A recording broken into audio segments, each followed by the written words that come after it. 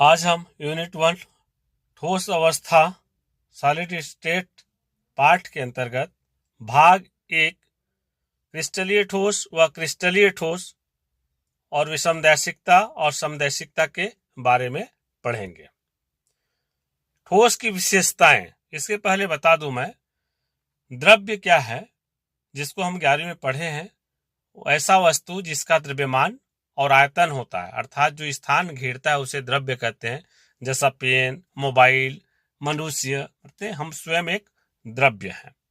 और ये द्रव्य 3 प्रकार के होते हैं, ठोस, द्रव और गैस, जिसके बारे में 11वीं में हम पढ़े हैं अंतर सहित, और द्रव और गैस के बारे में भी पढ़े हैं। आज हम जो पढ़ेंगे ठोस अवस्था के बारे में पढ़ रहे हैं। तो देखते हैं ठोस अवस्था में ठोस की विशेषताएं क्या क्या है। पहला, इनमें प्रबल आकर्षण बल होता है। इनके अणु पास पास होते हैं, आपस में जुड़े रहते हैं, और जो बंध से जुड़े रहते हैं उनके बीच जो बल काम करता है उसको आकर्षण बल बोलते हैं। दूसरा, ये असंपीड्य है, इसको हम दबा नहीं सकते। तीसरा, इनका आकार एवं आयतन निश्चित होता है। चौथा, इनका घनत्व द्रव और गैस से अधिक होता है। और पांचवा, ये अंतराणुविक दूरियां लघु होती हैं, माने इनके अणुओं के बीच में बहुत ही कम दूरी होते हैं, बहुत ही पास पास व्यवस्थित होते हैं। तो ये है ठोस की विशेषताएं। अब आता है छद्म ठोस या अतिस्थित द्रव किसको बोलते हैं। तो वे पदार्थ जो लंबे समय तक पड़े रहने से अपने ही भार द्वारा बह जाते हैं और विकृत हो जाते हैं, उसे छद्म ठोस या अतिस्थित द्रव कहते हैं। देखने में तो पूरा ठोस ही लगता है, लेकिन जब लंबे समय तक रहेंगे, रखा रहे वैसी, तो अपने ही भार द्वारा जो है वो बह जाते हैं और विकृत हो जाते हैं। जैसे कांच, डामर को पिच भी बोलते हैं। ये कांच को आप देखेंगे वो कई सालों बाद जो है धीरे धीरे ऊपर का परत उसका पतला हो जाता है और नीचे का परत मोटा हो जाता है। यही है कि धीरे धीरे वो जो बहता है, तो इसको हम अतिस्थित द्रव या छद्म ठोस कहते हैं। उसी डामर का है। ठोसों का वर्गीकरण, ठोस को 2 भागों में वर्गीकृत किया गया है। पहला क्रिस्टलीय ठोस, दूसरा अक्रिस्टलीय ठोस। तो देखते हैं हम क्रिस्टलीय और अक्रिस्टलीय ठोस में अंतर। इसका गुण क्रिस्टलीय ठोस और अक्रिस्टलीय ठोस सभी का चर्चा करते चलते हैं। हम एक एक के विशेषता देखने के बजाय अंतर के रूप में पढ़ते जाएंगे।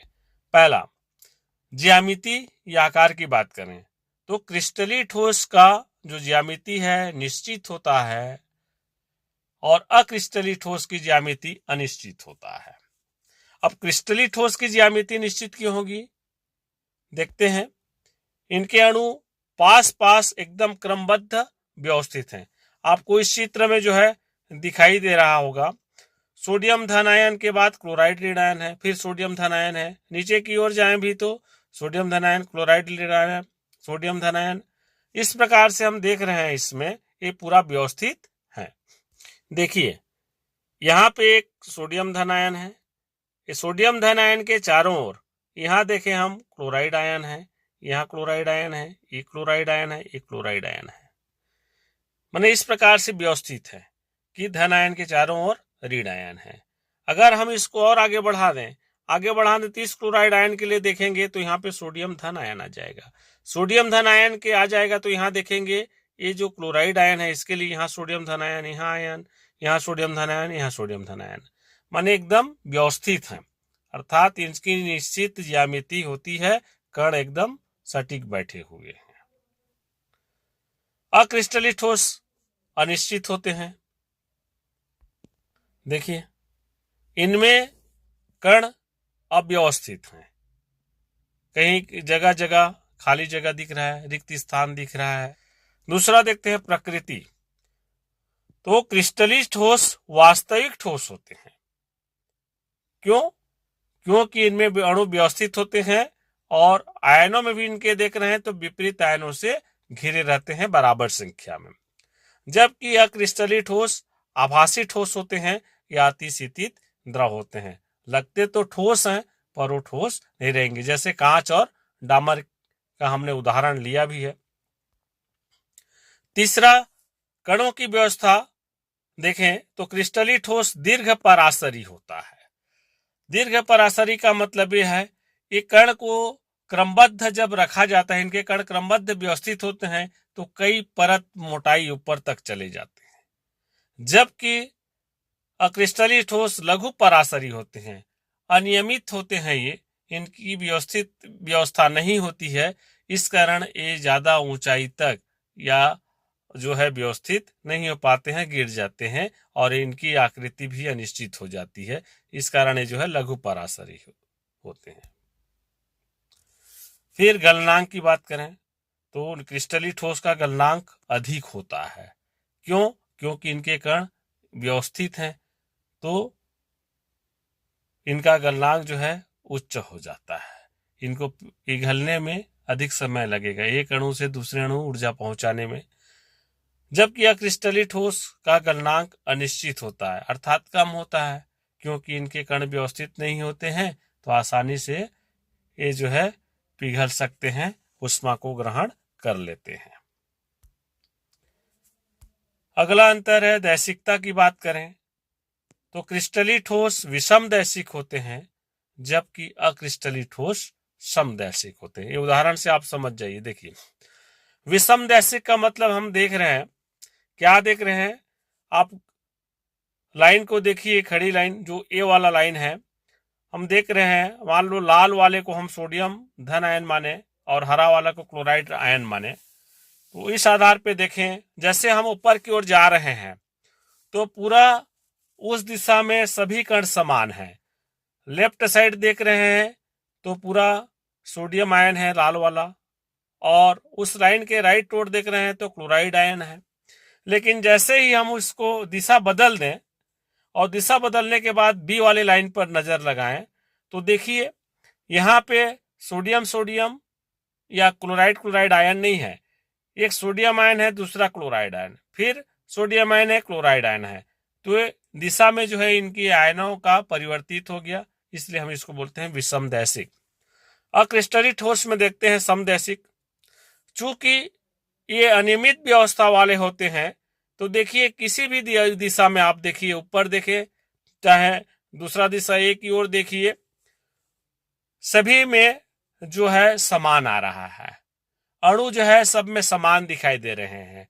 हम किसी में भी बोल नहीं सकते कि एक ही प्रकार के अणु हैं और इसमें दूसरे प्रकार के अणु हैं।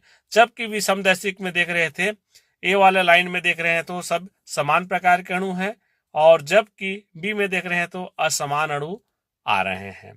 तो इस प्रकार से क्रिस्टलीय ठोस विषम दैशिक है और क्रिस्टलीय ठोस समदैशिक होता है। फिर है विदलन। किसी भी क्रिस्टलीय ठोस को हम धारदार हथियार से काटेंगे तो बिल्कुल वो चिकना कटेगा, माने जैसे सोडियम को काटे तो उसका सतह एकदम चिकना दिखाई देता है और समतल होता है, और अक्रिस्टलीय ठोस को काटे तो अनियमित सतह वाली फलक होती है। जैसे रबर को काटोगे आप तो जो है समतल भी नहीं कटता और खुरदुरा कहीं ऊपर नीचे ऐसा इस प्रकार से कटता है, माने अनियमित सतह होती है। फिर शीतलन वक्र की बात करें तो क्रिस्टलीय ठोस का शीतलन वक्र असतत होता है, जबकि अक्रिस्टलीय ठोस का शीतलन वक्र सतत होता है। ये आप ग्राफ से आप समझ सकते हैं। देखिए, पहला वाला ग्राफ क्रिस्टलीय ठोस के लिए है। मान लो मैं जो टेम्परेचर जो है ऊपर जा रहा है और समय जो है हमारा बाएं से दाएं है, एक अक्ष में। हम टेम्परेचर में ले रहे हैं, यहाँ पे ले रहे हैं मान लो कोई भाप, ठीक है, और भाप को जब ठंडा करेंगे तो द्रव में कब बदलेगा? लगभग 100 डिग्री सेंटीग्रेड ताप पर। तो 100 बी को हम माने 100 डिग्री सेंटीग्रेड ताप पर ये द्रव में बदलेगा। तो ए से बी तक 100 डिग्री सेंटीग्रेड होगा तो तुरंत द्रव में सब बदल जाएगा, ऐसा नहीं है। वो जो है जब तक सभी द्रव में नहीं बदलेंगे तब तक 100 डिग्री सेंटीग्रेड ताप स्थिर रहेगा, माने ए से बी तक आने तक उतने समय तक 100 डिग्री सेंटीग्रेड ही रहेगा। और जब ये 100 डिग्री सेंटीग्रेड पूरा जल में बदल जाएगा, द्रव में बदल जाएगा भाप जो है, उसके बाद फिर उसको ठंडा किया जाएगा। और ठंडा करेंगे तो ये लाइन जो मिल रहा है, इस लाइन में 0 डिग्री सेंटीग्रेड पर अगर आए तो 0 डिग्री सेंटीग्रेड पर क्या बनेगा? बर्फ बनेगा, बर्फ में बदलेगा। तो इस प्रकार से भाप से द्रव में, द्रव से बर्फ में हम ठंडा कर रहे हैं तो अलग अलग ग्राफ प्राप्त हो रहा है। और ये जो बर्फ वाली बात किया मैं, तुरंत बर्फ में नहीं बदल जाएगा, जब तक ये द्रव नहीं बदलेंगे बर्फ में तब तक ये ग्राफ यहाँ रहेगा। जब सब के सब हो जाएंगे, जब सब के सब बर्फ में बदल जाएंगे तब ये जो 0 डिग्री सेंटीग्रेड है वो खत्म होगा। वाष्प को ठंडा करने पर 100 डिग्री सेंटीग्रेड पर जल में तथा 0 डिग्री सेंटीग्रेड बर्फ में बदलता है। यह प्रक्रिया असतत है। ग्राफ को हम देख भी रहे हैं। क्या क्रिस्टलीय ठोस सतत होता है, मतलब जैसे ठंडा करते हैं क्रम से ठंडा होते जाता है। फिर उदाहरण है इसका, क्रिस्टलीय ठोस में हीरा, जो धातुएं हैं, सोडियम क्लोराइड आदि। और अक्रिस्टलीय ठोस में रबर, प्लास्टिक, कांच, हम जो घरों में उपयोग करते हैं कप, प्याला, ये सब जो है अक्रिस्टलीय ठोस में आता है। अब वहां पे विषमदैशिक समदैशिक की बात की थी, थोड़ा इसको परिभाषित कर लें क्या होता है। विषमदैशिक एनाइसोट्रॉपिक, जिन पदार्थों की भौतिक राशियां अर्थात चालकता, अपवर्तनांक आदि भिन्न भिन्न होते हैं, माने अलग अलग होंगे, विषमदैशिक कहलाते हैं। क्रिस्टलीय ठोस विषमदैशिक होते हैं, हमने देखा। मतलब इसमें बोल रहा है कि प्रत्येक दिशा में अवयवी कण की व्यवस्था भिन्न भिन्न होती है। प्रत्येक दिशा में हमने देखा भी, उसमें अलग अलग दिशा में अलग अलग अवयवी कण होते हैं। ये देखिए इस ग्राफ में फिर देख लीजिए आप, काला काला दिख रहा है, ऊपर की ओर जा रहे हैं, उसके बगल वाला व्हाइट व्हाइट वाला है सेम सेम जा रहा है। लेकिन जब दिशा बदल दिए तो देखिए काला सफेद काला सफेद काला सफेद वाला गोला मिल रहा है आपको। तो जैसे दिशा बदलते हैं तो अलग अलग अवयवी कण मिलते हैं, इस कारण इनको विषमदैशिक बोला जाता है। तो जितने क्रिस्टलीय ठोस है सब विषमदैशिक है। समदैशिक किसको बोलेंगे? आइसोट्रॉपिक, जिन पदार्थों की भौतिक राशियां एक समान होते हैं विषमदैशिक कहलाते हैं। यानी अनियमित व्यवस्था रहता है कणों का, तो हम जिस भी दिशा में उनका निकालना चाहे कणों की संख्या को या देखना चाहे तो वो जो है सभी तरफ समान ही दिखाई देते हैं, इसलिए क्रिस्टलीय ठोस समदैशिक होते हैं। प्रत्येक दिशा में अवयवी कण की व्यवस्था एक समान होती है। क्रिस्टलीय और अक्रिस्टलीय ठोस में अंतर हमने चर्चा किया, यहाँ पे मैं पूरे अंतर को लिख दिया हूं। अगर परीक्षा में आता है तो आप इस प्रकार से लिखेंगे, उधर जो चित्र और ग्राफ बनाने की आवश्यकता नहीं है, पर आपके समझने के लिए जरूरी है।